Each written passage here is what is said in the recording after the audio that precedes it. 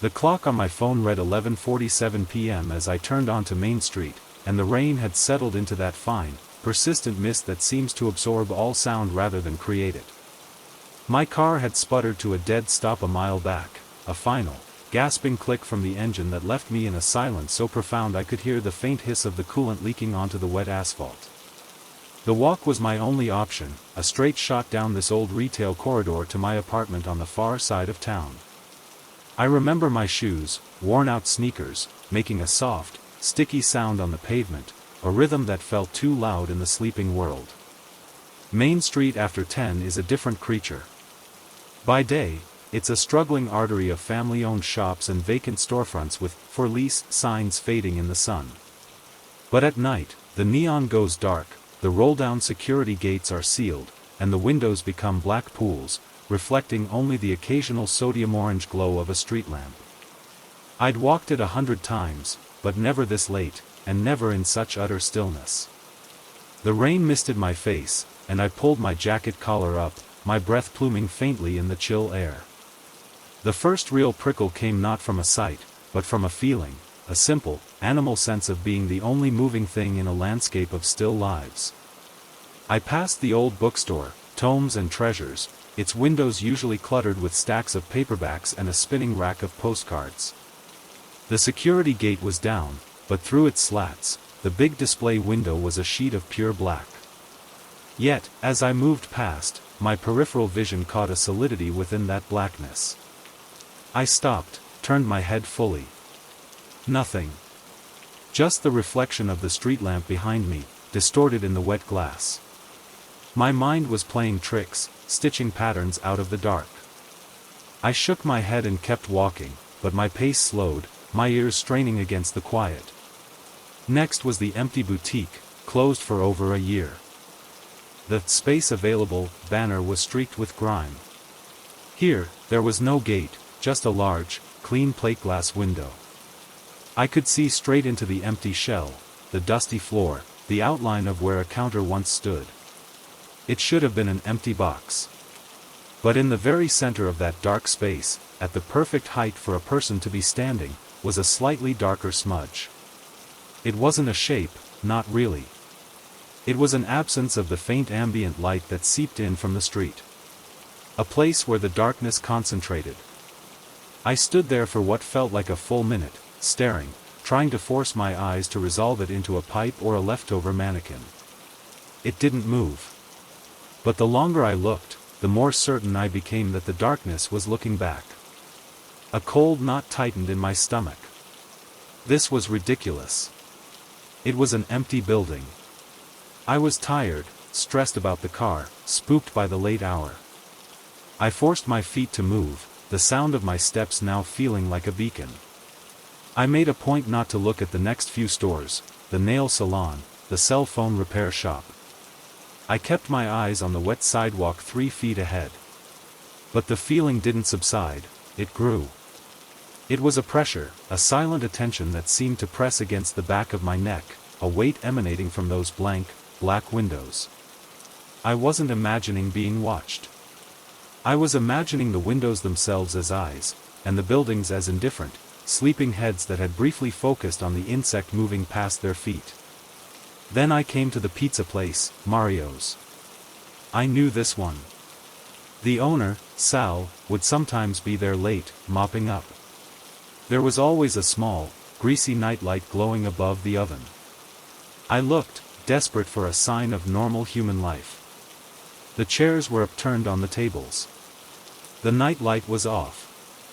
And in the window booth, the one that always had a jukebox selector on the wall, a figure sat. It was utterly still, silhouetted against the deeper dark of the kitchen doorway. My heart slammed against my ribs. Sal? But no, this silhouette was wrong, too tall, too straight. It wasn't relaxing after a close. It was just, seated. Facing the window. Facing me. I froze. The rain misted between us, blurring the glass. I could not see a face, only the solid black cutout of a head, shoulders, a torso. My mind screamed at me to run, but my legs were concrete. This was a person. This had to be a person. A late-night worker, a homeless person seeking shelter. I raised a hand, a weak, automatic gesture halfway between a wave and a shield. The figure did not move. Not a millimeter. It didn't lean forward, didn't tilt its head. Its absolute stillness was more terrifying than any motion. This wasn't someone noticing me. This was something that had been waiting, in the dark, for something to walk by. I broke. I stumbled backwards, then turned and started walking fast, my wet shoes slapping now, a frantic, panicked rhythm. I dared not run, fearing the sound would trigger pursuit. But I had to look. I had to know. I glanced over my shoulder at Mario's. The window booth was empty. A fresh jolt of ice shot down my spine. Empty. Had I imagined it? The relief was instantaneous and dizzying, a laugh almost bubbling in my throat. A trick of shadows. Of course. That's when I saw the movement in the next window. The flower shop. A pale flutter, like a hand being drawn slowly back from the glass, disappearing into the interior gloom. My eyes snapped to the hardware store next. There, between a display of rakes and garden hoses, a tall, dark shape stood amongst the merchandise, facing outward. It was too narrow to be a shelf. At the thrift store, a face appeared, pressed against the glass, features blurred and white like a smudge of paint, before it vanished sideways. They weren't in every window. That was the worst part. They were in every other window, or in every third, spaced down the street like a dreadful, silent audience. Always in the deepest shadow, always perfectly still the moment my direct gaze landed on them, leaving me to doubt what I had just seen from the corner of my eye. My breathing was ragged, my throat tight. This wasn't a coincidence. This wasn't my imagination conjuring the same exact fear in multiple, distinct locations. Something was in those stores. Something that had no reason to be there after closing. Something that did not turn on lights, or move, or look away. I started to run. The sound was explosive in the quiet street. I didn't care anymore. I passed the bank, the bakery, the vacant lot, and in each black pane I sensed a shift, a collective turning of attention tracking my flight. No banging on glass, no screams. Just that profound, concentrated silence and the pressure of being observed by things that should not be awake in the sleeping shells of commerce. My apartment building, a dim, ugly brick box, appeared like a mirage at the end of the street. I fumbled for my keys, my hands shaking so violently I dropped them twice on the steps. I finally got the lobby door open, fell inside, and slammed it shut, leaning against it, heaving for air. The lobby was warm, lit by a flickering fluorescent tube. It was empty. Normal. The hum of the vending machine was a beautiful, mechanical sound. I took the stairs 2 at a time to my second-floor apartment, locked the deadbolt, the chain, and leaned against my own door, sliding down to the floor. Safe. I was safe. The logic of my own home began to reassert itself. Stress. Fatigue. An overactive mind in a dark, lonely place. I repeated it like a mantra. After 10 minutes, my heart began to slow. I stood, walked to my kitchen window, which overlooked the parking lot and, in the distance, the far end of Main Street. I poured a glass of water, my hands finally steady. I looked out into the night. The rain had stopped. The clouds had parted, and a weak moonlight washed over the wet roofs of the silent stores. From this height, I could see the rows of flat, dark roofs and the black lines of the streets. And then I saw it. Down there, in the center of Main Street, standing in the middle of the empty road, was a single, tall figure. It was just a shape, darker than the shadows around it. It was not looking up at my window. It was standing perfectly still, facing down the length of the street, the exact route I had just run. As if surveying the path. As if checking the scene. I stepped back from the window, the glass of water forgotten on the counter. I didn't turn on any more lights. I sat in the dark of my living room, and I waited. I'm still waiting. The figure is gone now. When I looked again a minute later, the street was empty. But the feeling hasn't left. It's here in my apartment with me. That specific, silent attention. Because I keep thinking about the stores, and how every one of them has a back door. And I keep thinking about the stairwell in my building, and how its door is often left propped open by a delivery driver. And now, every time I close my eyes, I don't see the figure in the street. I see the windows. All those blank, black windows lining my route home. And I understand, with a cold certainty that seeps into my bones, that they weren't watching me leave. They were watching me come. And they saw exactly where I went. It started with a headache, one of those slow, pressing aches that settles behind your eyes and makes the world feel just slightly out of sync. I'd been working late again, translating technical documents that blurred into meaningless strings of words, and the blue light of my monitor had burned a ghostly afterimage into my vision. I decided to call it a night, well past midnight, and stepped out onto my small balcony for a breath of air before trying to sleep. The city was quiet for a change, a rare pocket of stillness between the usual sirens and distant traffic. A soft, foggy drizzle hung in the air, blurring the streetlights into hazy orange moons.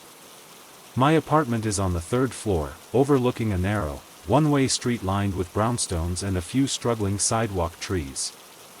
I leaned on the wrought iron railing, the cold metal biting through my sleeves, and looked down at the wet, empty pavement. The street was a dark canyon, the only movement the slow drip of water from a faulty gutter down to my left. I watched a single car, its headlights cutting twin cones through the mist, turn the corner at the far end and disappear, leaving the street in silence once more. That's when I saw her. Directly across from me, standing under the awning of the closed antique shop, was a woman. She was perfectly still, wearing a light-colored, knee-length coat, her hands at her sides. Her face was tilted upwards, looking not at my building, but at the space above it, at the low, cloudy sky. There was nothing immediately alarming about her. Just a person, standing in the drizzle late at night. But a chill went through me, a prickling that started at the base of my neck. It was the stillness. People don't stand like that. They fidget, they check their phones, they huddle from the damp. She was as still as a mannequin. I stared, trying to make out more details through the fog and the 30 feet of distance. Her hair seemed dark, maybe shoulder length. I couldn't see her face clearly. I must have watched her for a full minute, waiting for her to move, to look down, to do anything. She didn't. The drizzle intensified, becoming a proper rain, pattering on the balcony roof and the sidewalk below.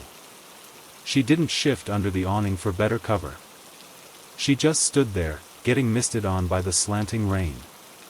A logical part of my brain, the part fatigued by work and headache, offered explanations.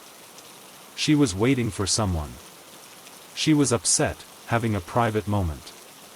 Maybe she'd had an argument and stepped outside to cool off. But the street was utterly deserted, and no lights were on in the apartments above the shops. Who was she waiting for at 1 in the morning in the rain? The silence felt heavy, charged, as if the entire scene was holding its breath. I realized I was holding mine too.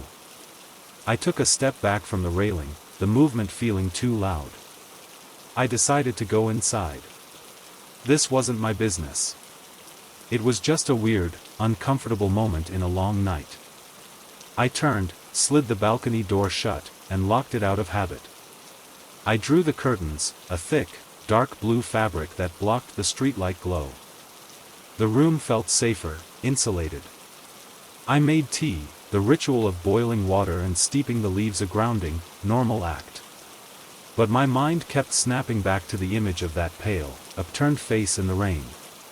After the tea was done, the curiosity got the better of me. I told myself I was just checking to see if she was okay, if she was still there. I moved to the side of the curtain, creating the narrowest of gaps to peer through. She was gone. The awning was empty, the sidewalk vacant. A wave of relief, silly and profound, washed over me. Of course she was gone. She'd finally been picked up, or gone home. I let the curtain fall back and finished my tea, the headache finally beginning to recede. I went to the bathroom to brush my teeth, the bright, sterile light of the small room a shock after the dimness of the living room. I avoided looking directly into the mirror over the sink, a leftover habit from childhood games, and focused on the mundane task. As I rinsed my mouth, I happened to glance up at the window above the bathtub. It's a small, frosted glass window, high on the wall, usually left open a crack for ventilation. Through the blurry, textured glass, I could see the vague, colorful shapes of the city night, the orange of streetlights, the dark blue of the sky. And something else. A shape. A vertical, human-shaped smudge of lighter gray against the dark. It was directly opposite the window, which meant it was in the tiny, unused air shaft between my building and the next, a space barely 2 feet wide, littered with old pipes and decades of grime. No one could be out there. There was no ledge, no access. It was impossible. My blood turned to ice water. I stood frozen, the taste of mint toothpaste sharp in my mouth, staring at that impossible silhouette. It was just a trick of the light, a condensation pattern on the glass. I forced myself to step closer, my heart hammering against my ribs. As I moved, the shape shifted. Not much. Just a slight turn of the head, the suggestion of features resolving in the frosted pane. It was looking at me. I stumbled back, my elbow knocking a shampoo bottle into the tub with a loud clatter. I fled the bathroom, snapping the light off and pulling the door shut behind me. I stood in the dark hallway, breathing hard. This was absurd. I was tired, my eyes were strained, my headache was playing havoc with my perception. The woman on the street had spooked me, and now my mind was projecting her into every shadow. I needed to sleep. I went to my bedroom, which faces the interior of the building, with no windows to the outside. It felt like a sanctuary. Sleep did not come easily. Every creak of the old building, every sigh of the plumbing, felt like a footstep. I lay there for what felt like hours, staring at the ceiling. Replaying the two images, the woman under the awning, and the shape in the bathroom window. They were different. The street woman wore a coat. The shape in the window was just a form. They couldn't be the same. Could they? Eventually, exhaustion pulled me under into a thin, restless sleep haunted by dreams of standing very still in the rain. The next morning was bright and clear, the previous night's rain just damp patches on the concrete. In the daylight, everything felt foolish. I made coffee and, steeling myself, went to the bathroom. The window was just a window. The air shaft was just a dank, narrow crevice. There was nothing there. I laughed at myself, a dry, shaky sound. I worked from home that day, and as afternoon turned to evening, the previous night's fear receded into the realm of a bad dream. I decided to go out for a walk, to shake off the residual unease, to prove to myself the world was normal. I walked for blocks, mingling with the after-work crowd, feeling the solid, reassuring rhythm of city life. As dusk began to settle, I found myself turning back onto my own street. I looked automatically at the awning across the way. It was empty. Of course it was. I let myself into my building, climbed the stairs, and entered my apartment. It was dim inside, the last of the day's light fading. I walked to the living room to turn on a lamp. As I passed the large, floor-length mirror I keep by the entryway to check my appearance before heading out, I saw my own tired reflection. And behind me, reflected in the mirror's view of the room and the balcony door beyond, was the street. There, in the reflection of the street, under the reflection of the awning, she stood. The same light coat, the same dark hair, the same perfectly still posture. My breath caught in my throat. I whirled around to look directly out the balcony door. The street was empty. The awning was vacant. I turned slowly back to the mirror. In its silvered surface, she was still there, clear as day, standing in the reflection of the empty street. She was no longer looking up at the sky. Her head was level. And in the dim, reflected twilight of the mirror, I could see her face. It was my face. Not exactly, but the shape, the set of the eyes. It was like looking at a sister I never had, or a version of myself from a different, colder life. She was looking directly at the reflection of my building. Directly at the reflection of my window. Directly, it seemed, at me. I reached out a trembling hand and touched the cold glass of the mirror. The reflection of my hand met the real one. But she didn't move. She just stood there, in that other street, the one in the mirror. A profound and utter wrongness filled the room. This wasn't a ghost.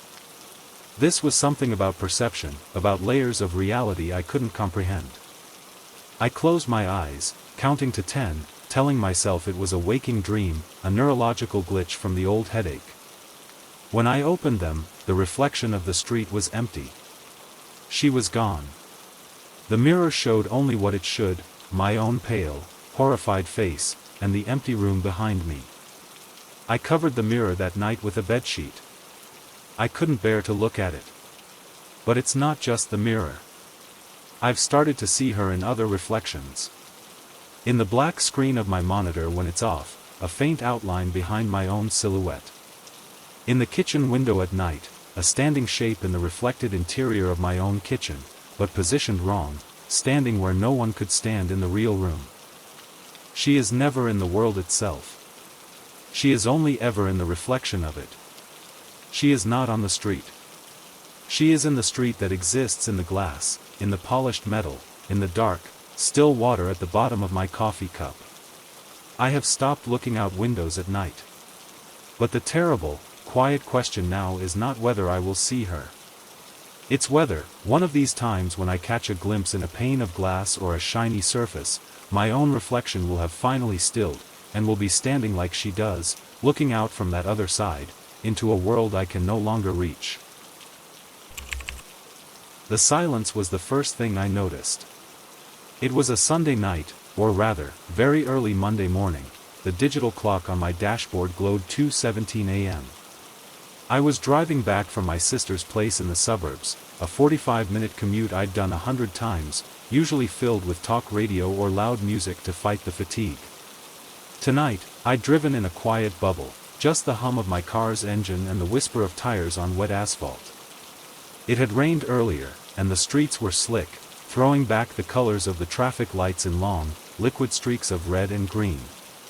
I was on Hemlock Avenue, the long, straight road that cuts through the old industrial sector before reaching my neighborhood. This part of town is dead at night. Warehouses with corrugated metal doors shut tight, vacant lots choked with weeds, the occasional boarded-up fast food restaurant. The streetlights here are widely spaced, creating pools of light followed by long stretches of dense shadow. My headlights carved out the only moving space in a still world. I came to the four-way intersection at Hemlock and 8th Street. It's a major crossing, with large, boxy signals hanging from thick cables over each lane. The light was red. I slowed to a stop, the only car in sight. The rain had stopped completely, leaving a damp, heavy quiet that seemed to swallow sound. I sat there, waiting. The cross street was empty in both directions as far as I could see. No headlights approaching, no glow from a distant turn. Nothing. It was the kind of empty where you expect to see a stray cat slink across the road, but even the animals seemed to have gone to ground. I glanced in my rearview mirror.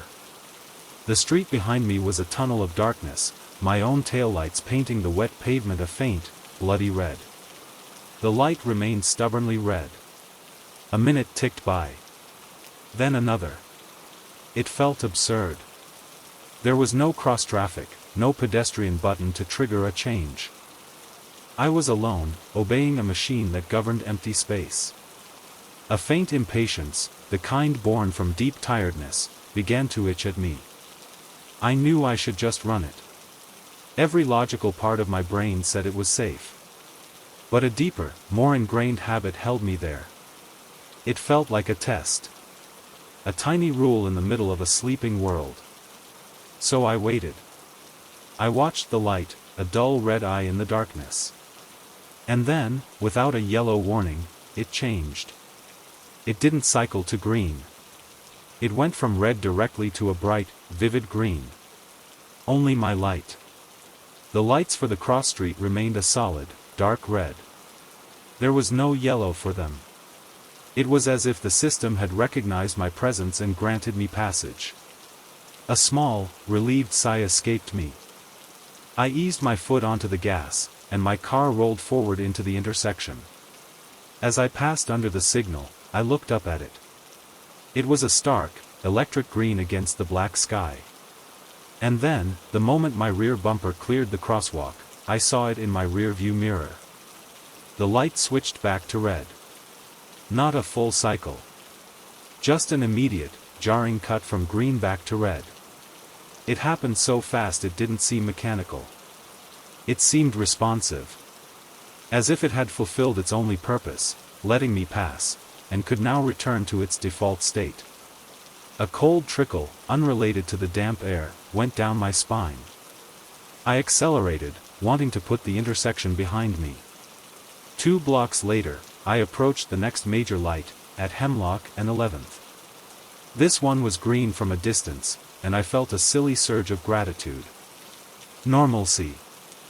I coasted toward it, checking the cross street. Also empty. As I got within about 50 feet, the green light flickered. Not a power flicker, but a deliberate, rapid pulse, on-off, 3 times. Then it went solid green again. I slowed, unsure. Was it malfunctioning? Was it about to turn yellow? I lifted my foot off the gas, hovering over the brake. The light stayed a steady, unwavering green. I passed under it, tense, waiting for it to snap to red behind me. It didn't. It stayed green in my mirror until I turned a gentle curve and lost sight of it. My hands were tight on the steering wheel, knuckles pale. This was getting ridiculous. They were just old lights, with old wiring, acting up after the rain. That was all. I tried to cling to that explanation, repeating it like a mantra. The next few intersections were small, with only stop signs. I rolled through them with a heightened awareness, my eyes scanning every shadowy doorway, every alley mouth. The world outside my car felt less like a sleeping city and more like a staged set, waiting for something to happen. Then I saw the next traffic signal ahead, at the junction where Hemlock meets the old state highway. This was a big one, with left turn arrows and pedestrian countdown timers. Everything was red. All of it. The main lights, the arrows, even the pedestrian signals showed the solid red hand. I slowed, coming to a stop at the white line. The scale of the red glare was immense, bathing my car and the immediate pavement in a hellish, pulsating glow. I sat. And I waited again. 1 minute. 2. The highway was just as empty as the city streets. No trucks, no late-night travelers. Nothing. I found myself whispering, "Come on, change." As if the light could hear me. And then, it did. But not the way it should. The pedestrian timer on my right, which had been a solid red hand, lit up. It didn't show the white walking figure. It lit up with the numerical countdown, 30. 29, 28. It was counting down for a crosswalk I hadn't signaled for, on a street where no one was waiting. My breath fogged the windshield slightly. I stared at the bright, orange digits ticking down with a serene, digital certainty. 15, 14. 13, when it hit 0, the red hand reappeared. And then, with a soft, almost inaudible click I felt more than heard, my light turned green. Just mine. The left turn arrow remained red. The cross-street lights remained red. The pedestrian signals went dark. It was a green light created in a vacuum, for me alone. I didn't move. A primal caution held me frozen. This wasn't a malfunction. Malfunctions are random, chaotic. This was orderly. This was intentional. The green light began to pulse. A slow, rhythmic throbbing, like a heartbeat. On for 2 seconds, off for a half second, on again. It was urging me forward. A wave of utter loneliness, so profound it felt like nausea, washed over me. I was in communication with something. Not a person, but the city itself, or some silent intelligence in its wiring. And it was aware of me. It was guiding me, or hurting me, on a predetermined route. Trembling, I pressed the gas. The car crept forward. As soon as I entered the intersection, the pulsing stopped, and the light went back to a solid, normal green. I drove on, my eyes now constantly flicking to the rearview mirror. The light didn't change back. It stayed green, a diminishing emerald square in the darkness behind me. I was now on the highway stretch, a 4-lane road fringed by pine trees. There were no more lights for several miles. I should have felt relief. Instead, I felt exposed. The empty road ahead felt like a channel, and I was being funneled down it. After about 5 miles, I saw the distant glow of the last traffic light before my neighborhood turnoff. It was green. My foot instinctively eased off the accelerator. I didn't trust green anymore. Green had become a question. As I got closer, I saw it was a simple 2-light intersection, a country road crossing the highway. The green was steady. I watched it, waiting for the flicker, the pulse, the countdown. Nothing. It just glowed. I was maybe 200 yards away when it suddenly switched to yellow. A normal, brief yellow caution. And then to red. I began to brake, the relief now tainted with a new fear. A normal cycle. Maybe it was over. I came to a full stop at the red light. The woods pressed in on both sides of the highway here, dense and dark. I could hear the tick of my cooling engine. I looked to my left, down the country road. Pitch black. To my right, the same. I was, again, the only soul in the universe.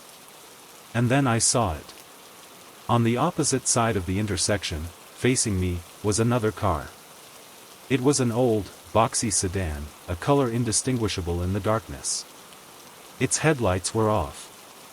Its interior was dark. But it was there. It had not been there a second ago. It was just at the stop line, as if it had always been there. My heart hammered against my ribs. Another person. Another witness to this strangeness.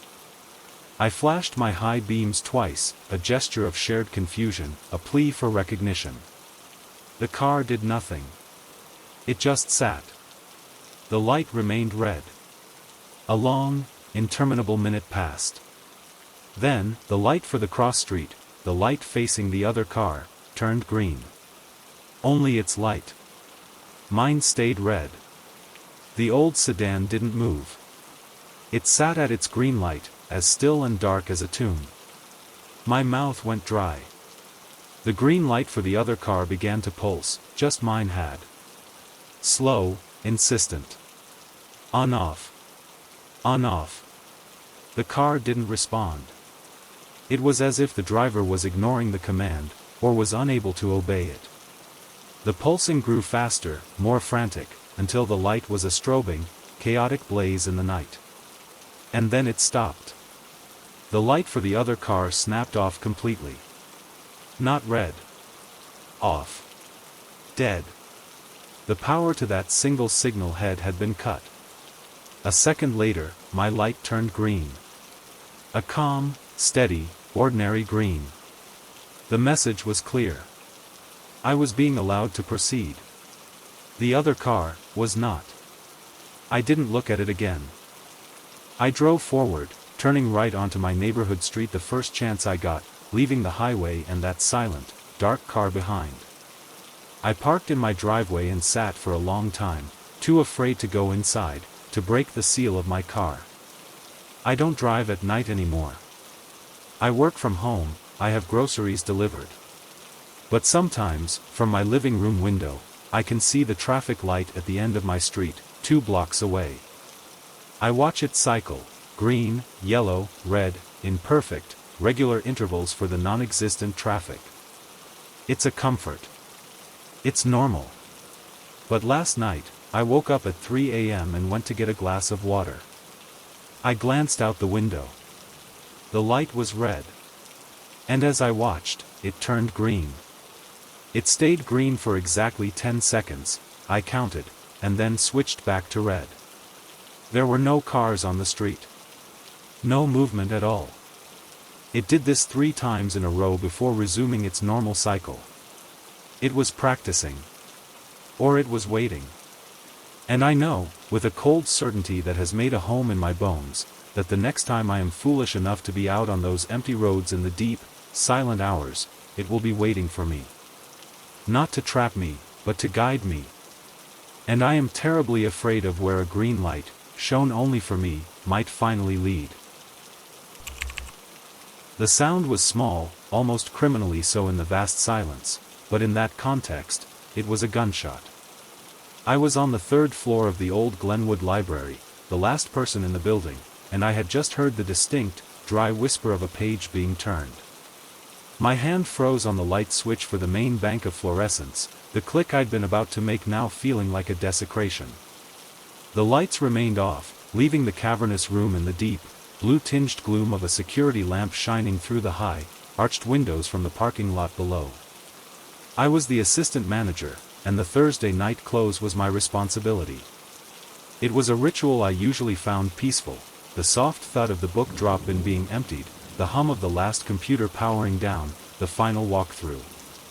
The Glenwood was a Carnegie library, built in 1912, all marble floors, dark oak shelves that reached 15 feet high, and that particular smell of aged paper, lemon-scented polish, and dust. It was a beautiful, echoing space during the day. At 9:45 p.m., after the last patron had shuffled out into the damp autumn night, it felt like a cathedral built for a silent, absent congregation. The sound had come from the history and travel section, a maze of stacks in the northeast corner. I stood perfectly still, listening so hard my ears seemed to pulse with the strain. There was nothing else. No footsteps, no breathing, no rustle of clothing. Just the faint, ever-present hum of the building's climate control and the distant, muted sigh of a car passing on the wet street outside. My mind scrambled for an explanation. A book, overstuffed on a shelf, shifting and falling open? A mouse? But it wasn't a thump or a skitter. It was a page turn. A precise, 2-part sound, the lift and the release. It was a human sound. Hello? My voice was a dry croak, swallowed by the shadows between the shelves. It sounded absurd. If someone was hiding, they weren't going to answer. I was alone. I had locked the front doors myself, checked the single-occupancy bathrooms, seen the last staff member, Sarah, wave from her car as she pulled away. The building alarm was set to arm in 15 minutes. Every rational part of me knew I was alone. Yet the certainty of that sound was a physical weight in my stomach. I had to check. It was procedure. I couldn't arm the building and leave with that unanswered. I took the heavy mag light from my belt, its solidity a comfort, and flicked it on. The beam cut a stark white path through the dim air, illuminating swirling motes of dust. I walked slowly toward the history section, my shoes making soft, sticky sounds on the polished marble of the central aisle before transitioning to the muffled hush of the old, thin carpet in the stacks. The beam of my flashlight danced over the gilt letters on leather spines, the history of the Balkan Wars, travels in Arabia Deserta, a photographic atlas of the Great Lakes. The air here was cooler, stiller. I reached the alcove where I thought the sound had originated. It was a reading nook with one worn leather armchair and a small table, tucked between shelves on European history. The beam swept the chair, the table, the floor. Nothing. No fallen book, no sign of disturbance. I shone the light down the narrow canyon between two shelves. The rows were perfectly straight, the books orderly. Empty. A wave of relief, tinged with embarrassment, washed over me. It had been the building settling, or a noise from the pipes, my tired mind giving it a familiar, literary shape. I let out a long breath I didn't realize I'd been holding and turned to leave. Then I smelled it. Old paper, yes, but underneath it, the faint, sweet, unmistakable scent of pipe tobacco.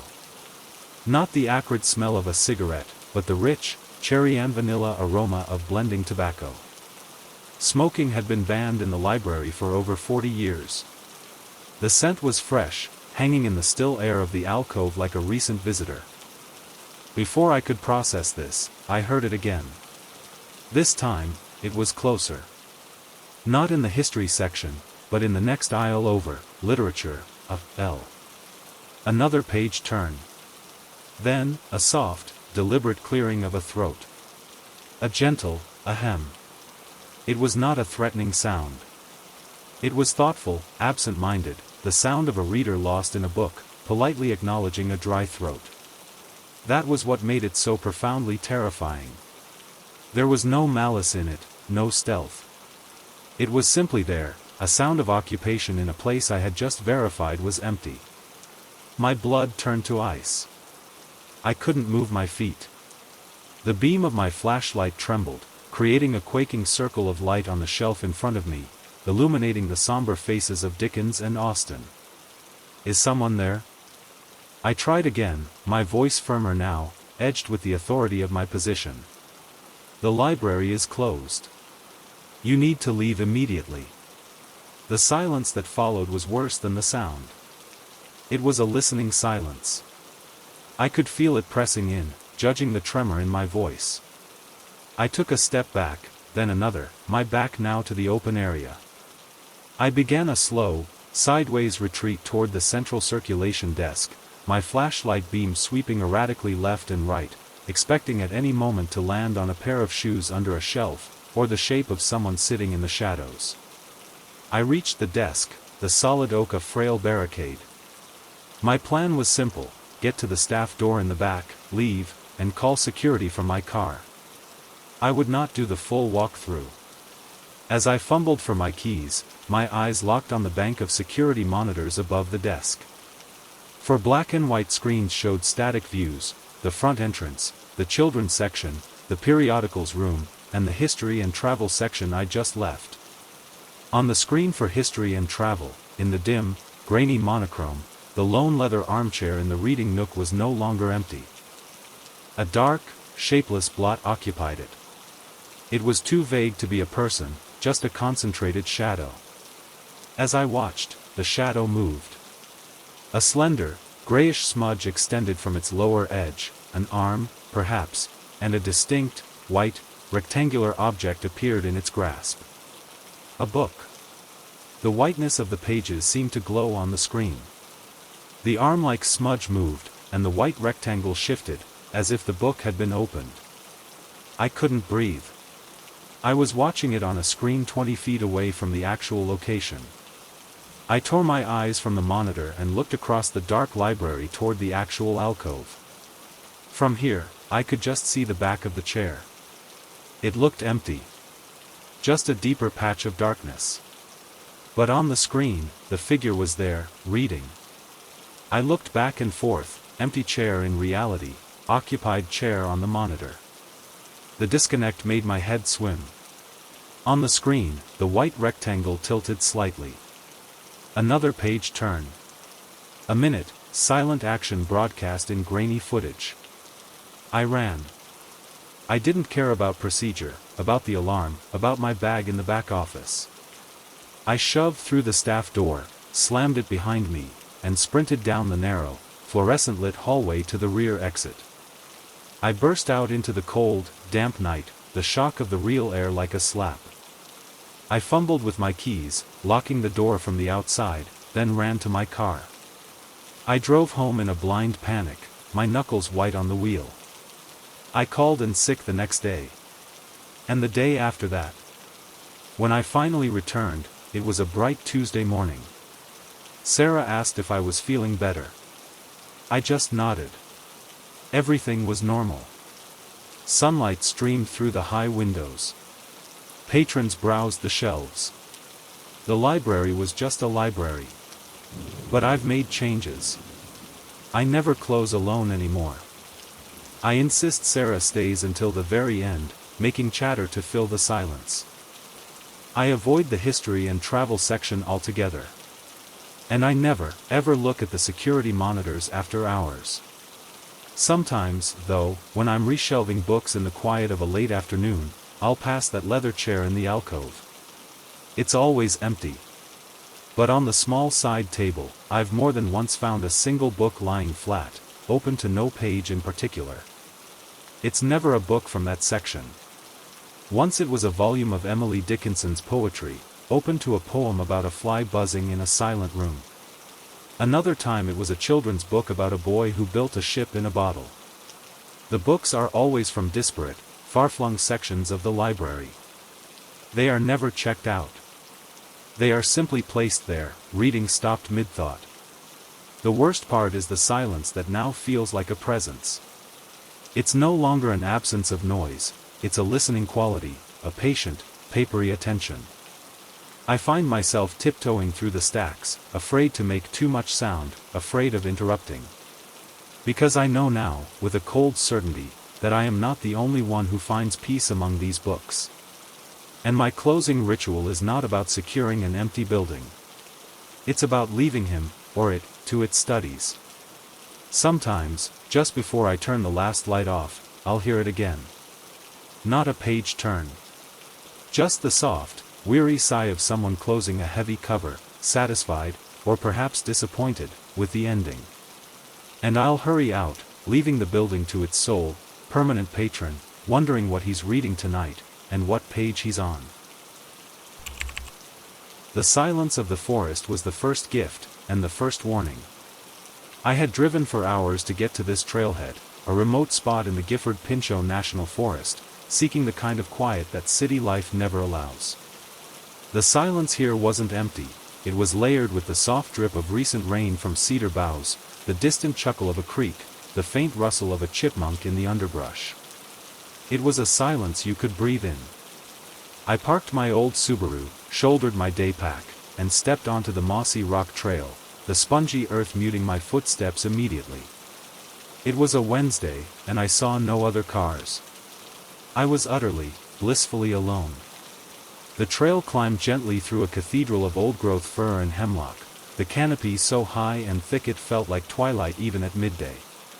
Sunlight fell in shattered columns through the branches, spotlighting carpets of bright green oxalis and sword ferns. I walked at a slow, meditative pace, my thoughts unraveling from the tight knots of work and deadlines.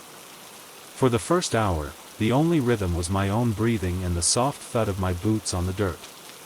Then, somewhere around the second mile, as the trail narrowed and began to switch back up a steeper ridge, I became aware of a new rhythm. It was subtle, so subtle I initially mistook it for an echo of my own steps. But it wasn't an echo. An echo follows immediately. This was a half beat behind. I would place my right foot down on a patch of soft needle duff. A moment later, after I'd already shifted my weight forward, there would be a faint, corresponding compression of the forest floor behind me. Not a sound. A sensation transmitted through the ground, a faint vibration up through the soles of my own feet. I stopped walking. The forest sounds continued, the drip, the creak, a bird call from a distant ridge. But that half-beat pressure ceased. I stood perfectly still, listening with my whole body. Nothing followed me. I was just being paranoid, hypersensitive to the solitude. I started again, deliberately altering my pace. I took a long stride over a root, then 2 short, quick steps. I paused, my ears straining. A breath of wind sighed through the tops of the trees. And then, from behind me, carried on that same breeze, I caught a scent. Not the damp, earthy smell of the forest, or the sharp resin of pine. This was clean, and faintly floral. Like lavender soap, or the dry, papery scent of a sachet in an old drawer. It was utterly out of place. A chill that had nothing to do with the mountain air crept over my skin. Someone else was on the trail. A woman, perhaps, who had started shortly after me. That was all. It was a public trail. I called out, "Hello? On the trail behind me?" My voice was absorbed by the trees, leaving a deeper silence in its wake. No answer. I shrugged, trying to shake off the unease, and pressed on, deciding to pick up my pace. The feeling returned almost instantly. That half-beat footfall, not heard, but felt through the earth. Now that I was focused on it, it was unmistakable. It matched my stride exactly, but lagged by a fraction of a second, like a shadow that had learned to walk. I stopped abruptly, whirling around. The trail coiled back down the hill, empty and still between the dark trunks.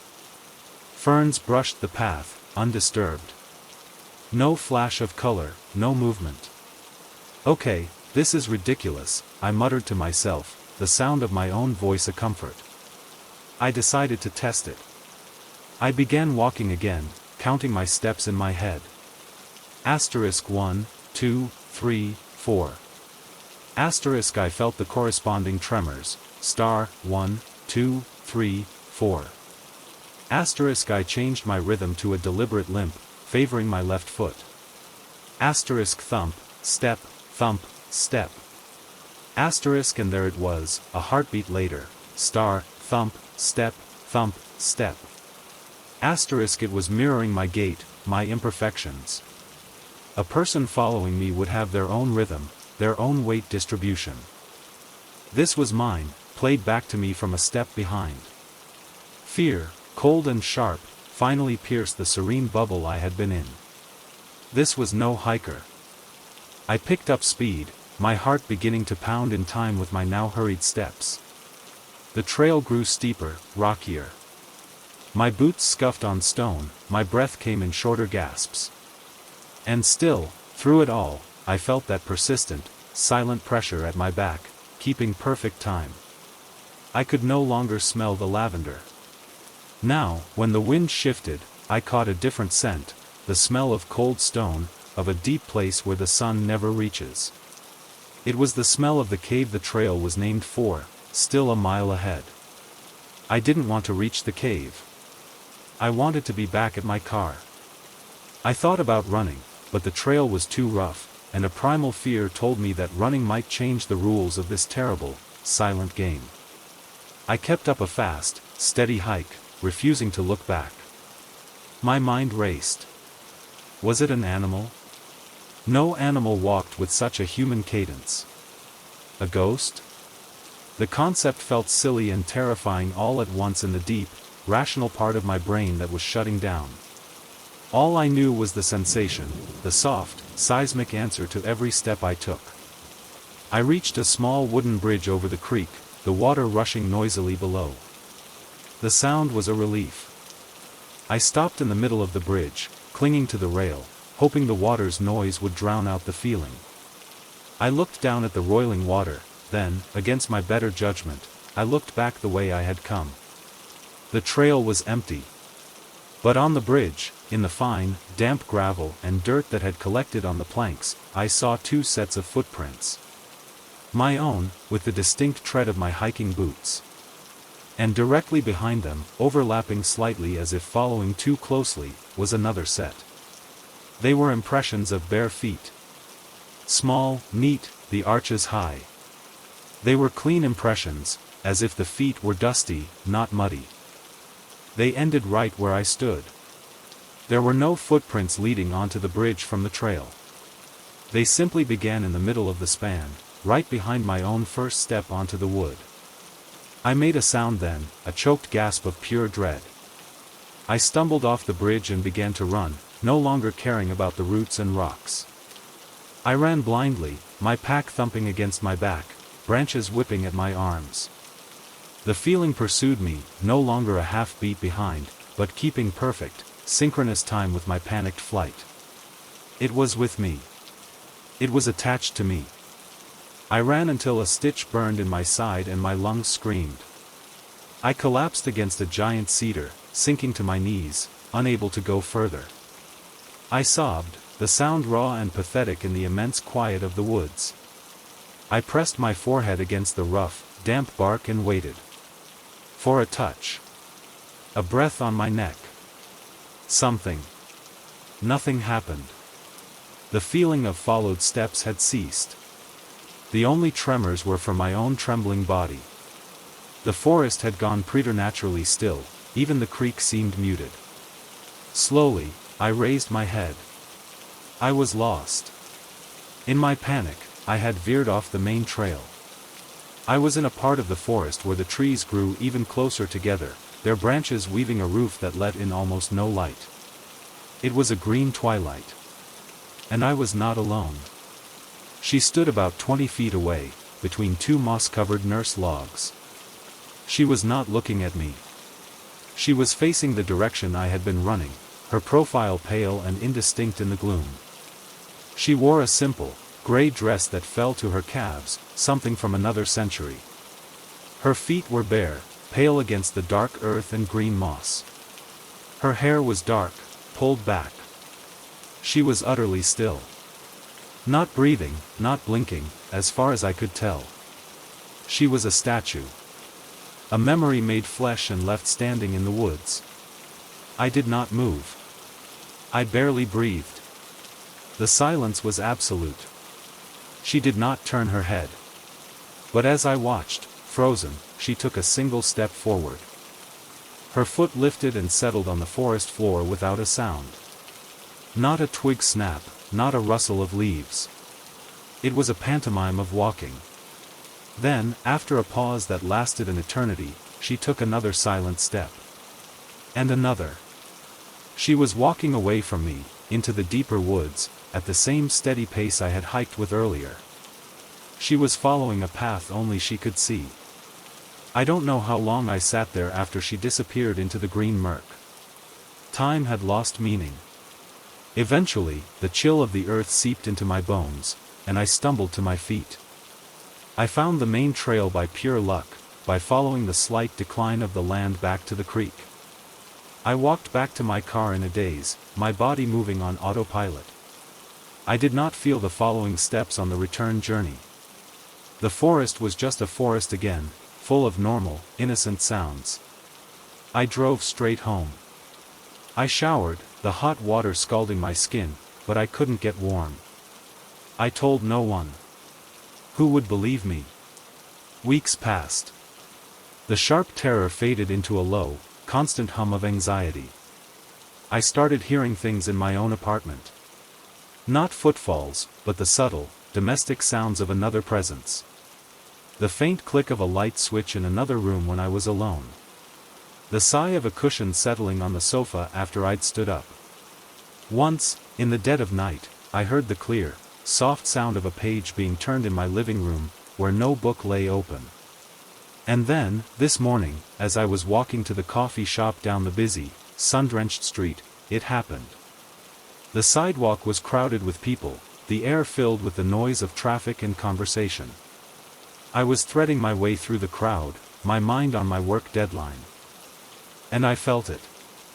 That familiar, half-beat pressure through the pavement, syncing perfectly with my stride. I stopped dead, causing the person behind me to bump into me with a curse. I looked around wildly at the flowing river of strangers. No one looked at me. No barefoot woman in gray. I started walking again, slowly now, my heart a trapped bird in my chest. Asterisk step, feel. Step, feel. Asterisk she is here. Not in the lonely, silent woods, where such things might belong. She is here, in the midst of life and noise. She has followed me home. And now, as I move through my world, through the office corridors, down the grocery store aisles, across my own kitchen floor, I feel that silent, synchronous step behind mine. A perpetual follower, a silent echo I can never see, never hear, but can always, always feel. The worst part is the terrible intimacy of it. She is not chasing me. She is matching me. She has learned my walk, and now she practices it, one silent step at a time, forever a half beat behind, in a world that has no idea she is there. The road didn't just narrow, it seemed to lean in. That was my first thought, an absurd, poetic notion that flickered through the haze of my exhaustion. I'd been driving for 7 hours, fleeing the fluorescent-lit purgatory of a conference that had ended in a bitter, pointless argument with a colleague. All I wanted was the quiet of my own house, my own bed. To get there, I'd taken the old county highway, a 2-lane scar through pine woods that was a 90-minute shortcut but felt like traveling back in time. My headlights pushed against a wall of darkness so complete it felt solid, the yellow lines the only thing tethering me to the world.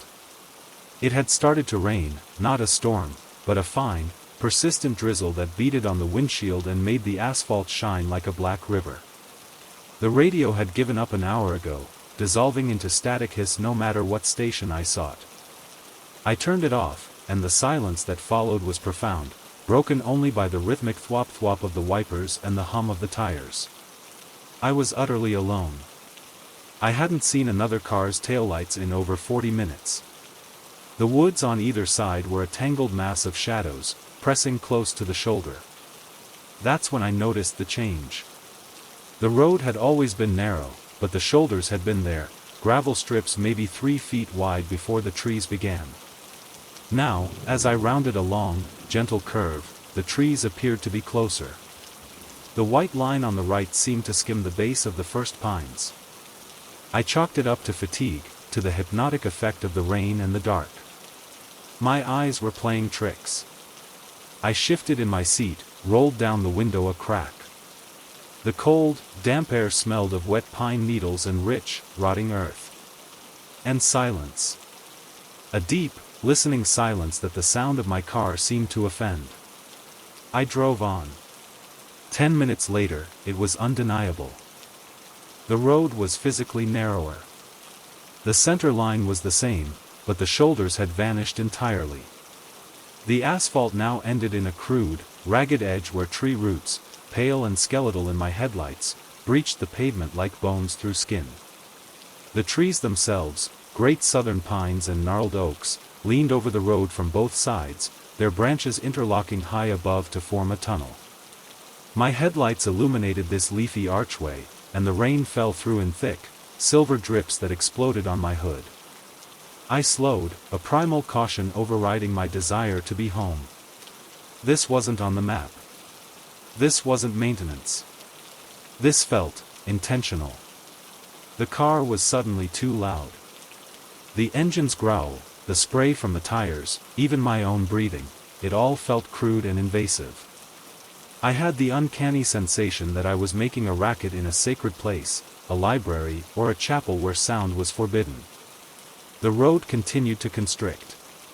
Soon, the branches were brushing the sides of my car, a soft, persistent scraping along the doors that set my teeth on edge. The 2 yellow lines in the center were now so close together I could have straddled them with my bike. I was driving down a green, living throat. I thought about stopping, about backing up. But the idea of reversing back through that tightening passage, blind, with only my feeble reverse lights, filled me with a deeper dread than going forward. The road had to widen again. It had to. Roads don't just end like this, not county highways. Logic insisted there would be a clearing, a forgotten farm, something. My knuckles were white on the steering wheel. The wipers continued their metronome sweep, pushing aside the condensation that seemed to form as much on the inside of the glass as the outside. Then, the engine coughed. A single, jarring hiccup that made the whole car shudder. My eyes darted to the dashboard. The fuel gauge, which had been hovering just above a quarter tank, now showed empty. The orange warning light glowed, a malevolent eye in the dim cockpit. That was impossible. I'd had plenty of gas. The needle began to quiver, then sank to rest definitively on the D.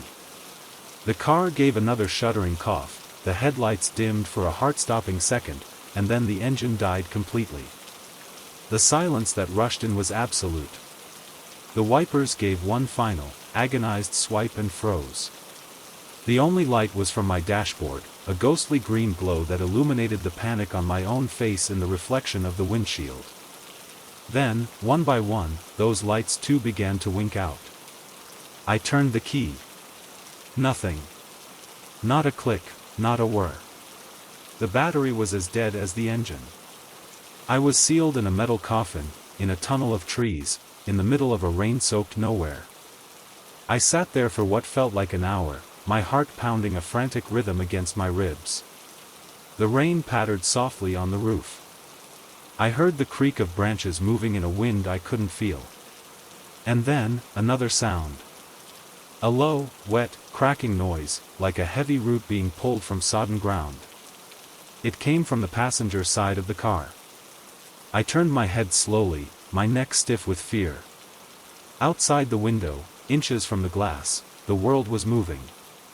Not an animal. The trees were shifting. It was slow, granular, the pace of geology.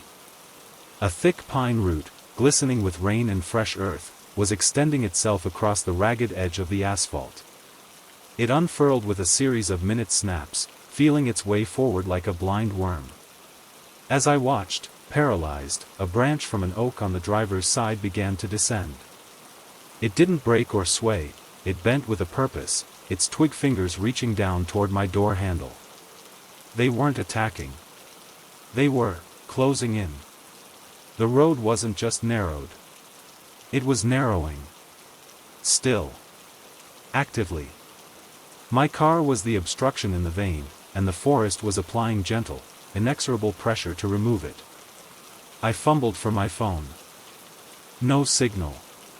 The screen's bright light was a shocking violation of the dark. I opened the door, the interior dome light didn't come on, and stumbled out into the rain. The air was shockingly cold and dense with the smell of wet vegetation and dark, fecund soil. I stood beside my dead car, looking back the way I had come. The tunnel behind me was gone. In its place was a solid wall of woven branches and thorny undergrowth. It was seamless, as if no road had ever passed through there. I turned to look ahead. The narrow lane continued for perhaps another 50 feet before being swallowed by a similar, impenetrable-looking thicket. I was in a pocket. A green, dripping cell. The trees leaned over me, their leaves whispering. Not a language, but a sound of attention, like the rustle of a crowd leaning in to hear a secret. The cracking, rooting sounds continued, soft and wet all around me. The asphalt beneath my feet was crumbling at the edges, being gently prized apart by root and moss. I could see the road being digested. There was no path. No way forward or back. My car was already being embraced, a honeysuckle vine was threading itself through the front grille, and a carpet of moss was creeping up the tires. The forest was patient. It had all night. It had forever. I did the only thing I could think to do. I didn't scream. I didn't run. Running would mean plunging into that wall of thorns. I simply stood there, in the center of what was left of the road, the fine rain soaking through my jacket. I looked up at the canopy, at the tiny patches of black sky visible between the leaves. The whispering intensified. It felt focused on me, a hushed, expectant silence waiting for me to make a sound, to make a move. So I didn't. I sat down, right there on the center line, my back to my lifeless car. I drew my knees to my chest and lowered my head. I made myself small. I made myself quiet. I tried to match the silence that was pressing in on me. I don't know how long I sat there. Time became the slow drip of water from leaf to leaf. The creeping advance of the roots slowed, then stopped. The whispering settled into the normal sounds of a wet forest at night. The aggressive, listening attention seemed to withdraw, becoming mere background awareness. When the first gray light of dawn began to seep through the canopy, the road was passable. Not wide, but the walls of vegetation had receded to the edges, reforming the tunnel. My car was still dead, covered in dew and clinging tendrils. But I could see a way forward, a thinning of the trees in the distance that suggested a clearing. I left the car. I walked out, my shoes wet, my body trembling with cold and delayed shock. I walked for 2 miles before the road widened into a familiar county route, and an old farmer in a pickup truck gave me a startled lift to the next town. I never went back for the car. The tow truck driver I sent reported he couldn't find it, said the road I described didn't match any on his map for that area. I didn't argue. I know where it is. Sometimes now, when I'm on a quiet road at night, especially a tree-lined one, I drive well under the speed limit. I watch the shoulders. And if I feel the silence become too deep, if the sound of my engine starts to feel like a shout, I turn around. I go the long way. Because I know now that some roads aren't meant to be traveled. They are meant to be listened to. And if you are loud, if you are careless, they will narrow. Not to trap you, but to hear you better. And what they hear, they keep. The problem with working the overnight shift at the call center isn't the callers. It's the commute home. You leave at 4 a.m., a time that isn't night and isn't morning, a time that belongs to no one. The world is a vacant, silent diorama. My drive took me down Maple Boulevard, a 4-lane suburban artery lined with fast food joints, strip malls, and car dealerships, all dark and lifeless under the flat orange glow of the streetlights. It was a 10-minute journey I'd made 100 times, a mindless autopilot of blinking turn signals and empty intersections. That night, the fog had rolled in, a thick, woolly blanket that halved the world, turning each streetlight into a fuzzy, isolated moon suspended in the void. I was tired in that deep, hollow way where your bones feel filled with sand. The radio played quiet static, and the hum of my heater was a lullaby. I remember stopping at the red light at Maple and Jefferson, the only car for miles in any direction. The silence was complete, muffled by the fog. The light cycled to green, and I eased forward. I passed under the first streetlight after the intersection, its light blooming around me in a golden haze before fading behind. I rolled into the pool of darkness between it and the next light, a stretch of road maybe 70 yards long. That's when it happened. I felt it first in my body, a sudden, heavy lethargy, as if the air in the car had turned to syrup. My hand on the steering wheel seemed to move with impossible slowness. A blink took forever, my eyelids descending with the deliberate, tectonic grace of a curtain falling on a stage. I looked at the speedometer. The needle was frozen at 32 miles per hour, but it wasn't a mechanical freeze. It was as if the very concept of movement had been stretched thin. The next streetlight ahead, a hazy orange orb in the fog, wasn't getting closer. It was just hanging there, a fixed point in a universe that had stopped breathing. Panic, when it came, arrived slowly too. It was a cold, thick syrup filling my chest, rising up my throat at a glacial pace. I tried to press the accelerator. My foot moved with the resistance of a dream, descending millimeter by agonizing millimeter. No response from the engine. No sound at all. The hum of the heater was gone. The static from the radio was a single, endless, drawn-out hiss, a sound without beginning or end. I was trapped in the silent, amber gap between 2 points of light. I turned my head to look out the driver's side window.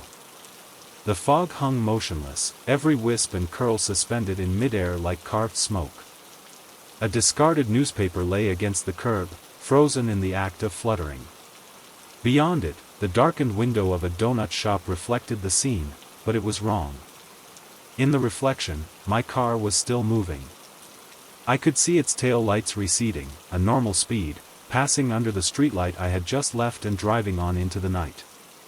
But I was here. Sitting still. Or was I? The disconnect was so profound it felt like my mind was tearing in two. Time didn't just slow. It pooled. It collected in this stretch of asphalt like stagnant water. I could feel the seconds, thick and viscous, sliding over my skin. I could count the individual grains of their passage. 1, eternity, 2, eternity, My thoughts became sluggish, separated by vast, empty chasms. Asterisk car. Stop. Light. Fog. Help. Asterisk each word was an island, isolated in a sea of unmoving time. I don't know how long I hung there, suspended in that interstitial darkness. It could have been 10 seconds. It could have been an hour. But a change began to occur. The fog in front of me started to thin, not because of wind, but as if it was being pulled aside. Through the parting mist, the next streetlight wasn't just a light. It had become a lens. A focal point. And in its glow, standing directly beneath it on the empty sidewalk, was a figure. It was a man. He wore a long, dark coat. He was not looking at my car. He was looking down at his own hands, which were held out in front of him, palms up, as if examining something invisible. His posture was one of intense, weary concentration. As I watched, trapped in my slow-motion prison, he very slowly closed his hands into fists. And as he did, the feeling of thickness, of resistance, intensified. The air in my car became like concrete. I could not move my finger. I could not move my tongue to scream. I could only watch, my vision beginning to tunnel toward that lone figure under the lamp. He lifted his head. He wasn't old, but his face carried an impossible weight, a fatigue that was not of the body but of the soul. His eyes met mine through the windshield, through the frozen fog, across the impossible distance of those 70 yards that had become a cosmic gulf. In his gaze, I saw no malice. Only a profound, aching loneliness, and a recognition. He saw me, trapped in the stretch he had created, and he knew I could see him. He gave the faintest, saddest shake of his head. A warning? An apology? Then, he opened his fists. Time released with a violent, silent snap. The car lurched forward, the engine roared back to life, the heater blasted, the radio static resolved into a tinny pop song. I was moving at 32 miles per hour again, the speedometer needle twitching normally. I shot under the streetlight where the man had been standing. The sidewalk was empty. The fog swirled normally in my wake. I gasped, a raw, sucking sound, my body trembling uncontrollably. I slammed my foot on the brake, skidding to a halt in the middle of the empty road, right under that very light. I flung open the door and stumbled out, my legs buckling. The pavement was wet, the air cold and normal. There was no sign of anyone. No footprints. Nothing. I drove the rest of the way home at breakneck speed, my heart trying to claw its way out of my chest. I called in sick for a week. I quit the job. I moved to a different town, one with a different route to work, one without long, straight boulevards lit by orange streetlights at precise intervals. But it follows me. Not him. The sensation. I can feel it waiting, especially when I'm tired, especially in the pre-dawn stillness. It happens at stoplights now. The light will turn green, and I'll press the gas, and for a fraction of a second, as I move from the light of the intersection into the dark patch before the next one, the world will hesitate. My breath will catch. My pulse will thud once, heavily. And for that terrifying sliver of a moment, I'll feel the syrup air, the infinite slowness, the vast, lonely intelligence that can pool time between streetlights like rain in a gutter. I'll feel him, somewhere in the gaps of the world, closing his fists. And I know, with a certainty that chills me more than any ghost story, that one of these times, he won't open them again. I'll be caught forever in that silent, slow-motion stretch, a fly in amber, while the reflection of my life drives on without me. The headache started on the train, a low, insistent pressure behind my eyes that the rhythmic clatter of the wheels only seemed to amplify. It was moving day, and the final, lonely leg of a journey that had uprooted me from a busy life I'd grown to despise. The little coastal town of Greyhaven was supposed to be my reset. A quiet place to write, to think, to breathe air that didn't taste of exhaust and other people's ambitions. The cottage came furnished, a stroke of luck the realtor said, a quaint stone and wood place at the end of a lane that curled like a question mark against the cliffs. By the time the cab dropped me off, the headache had tightened into a vice, and a cold sea fog was rolling in, swallowing the distant cry of gulls and reducing the world to a radius of 20 feet of damp, gray grass and the dark shape of the cottage. It was smaller than the pictures suggested, hunched against the weather, with windows that looked like tired eyes. Inside, it smelled of damp wool, wood smoke, and beneath that, a faint, sweet scent like dried lavender and old paper.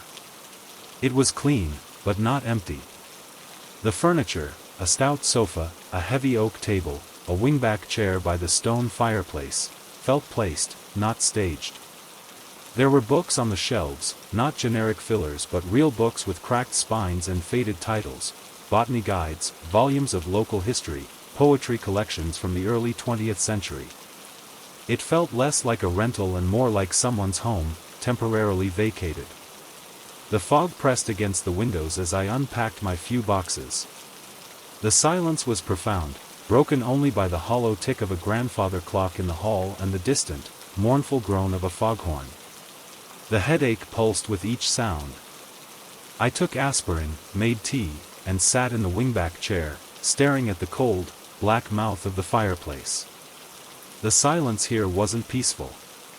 It was attentive. It felt like the cottage itself was holding its breath, listening to me settle in. That first night, I dreamed of the sea. Not a stormy sea, but a flat, calm, gray sheet of water that stretched to a horizon lost in mist. I was standing on the shore, and from the water came a feeling of such profound, aching loneliness that I woke with a start, my own breath loud in the dark room. The headache was gone, replaced by a strange, hollow clarity. The fog had lifted outside, and moonlight silvered the floorboards. And then I felt it. Not a sound. A suggestion.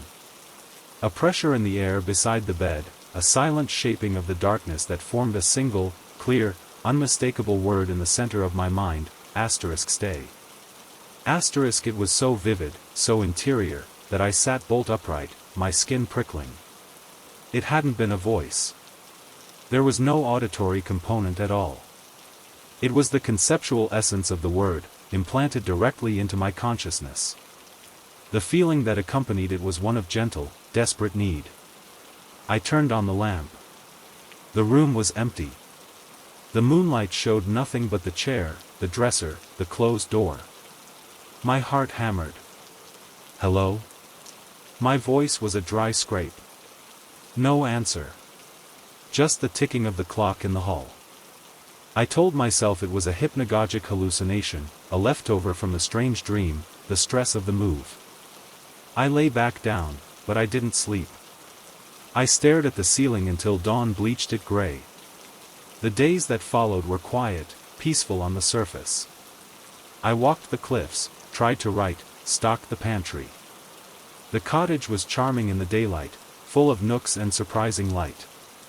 But the silence persisted, that listening quality. I'd be reading, and I'd feel a focus on the back of my neck, a gentle pressure to look up. No one there.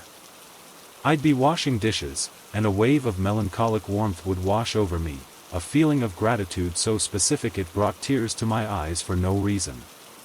It was as if the emotional atmosphere of the house was seeping into me. And the word kept returning. *stay. It never came as a sound.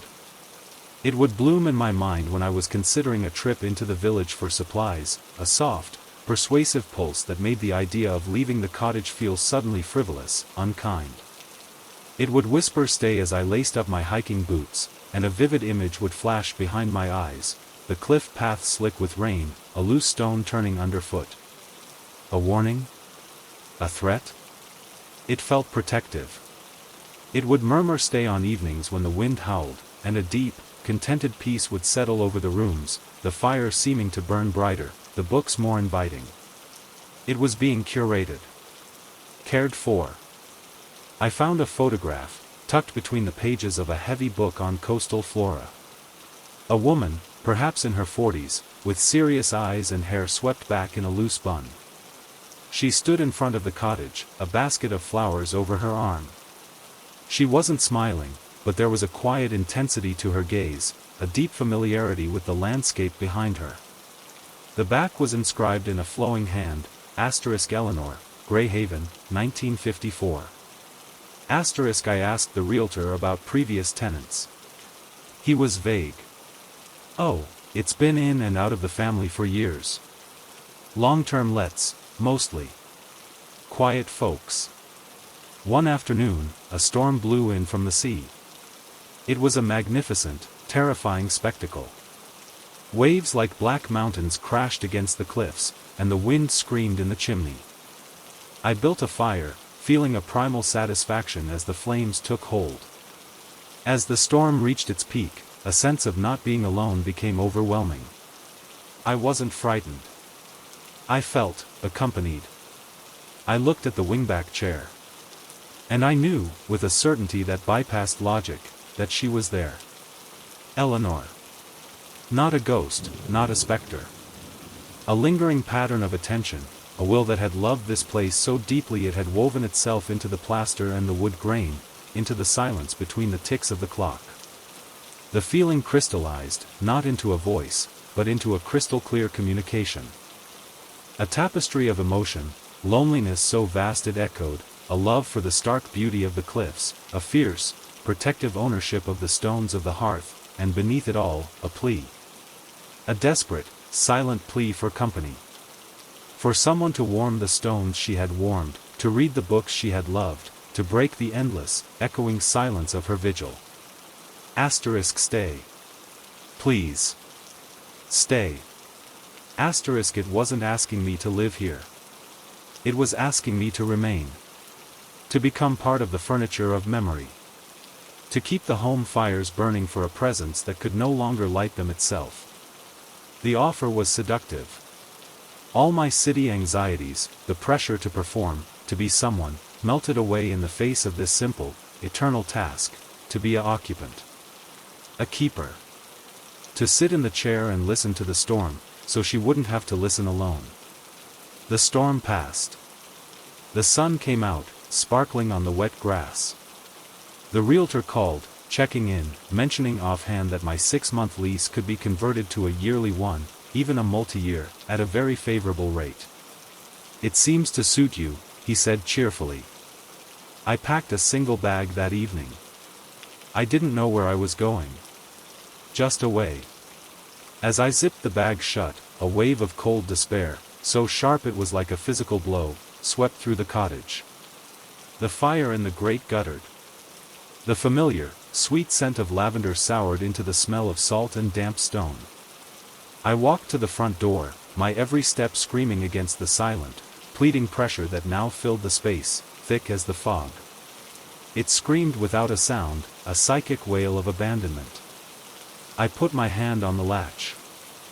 The word formed in my mind, not as a whisper, but as a final, heartbroken command, etched into my consciousness with the force of a century of loneliness. Stay. I opened the door, and the cold sea air rushed in. I didn't look back. I walked down the lane and didn't stop until I reached the village pub, with its raucous, living noise. I found a flat in the town. It's noisy. The pipes clang, neighbors argue, cars pass. I can't write. I can't seem to settle. Because the silence here is all wrong. It's just an absence of sound. It doesn't listen. It doesn't care. And sometimes, in the dead of night, when the town is finally quiet, I'll wake from a dream of a flat, gray sea. I'll lie there, and in the hollow of my own exhaustion, a word will form. It's not a sound.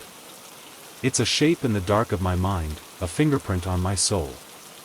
It's a plea that has followed me, a silent, whispering hook lodged deep in my heart. Stay. And a part of me, a part that is growing quieter and quieter, wants nothing more than to obey.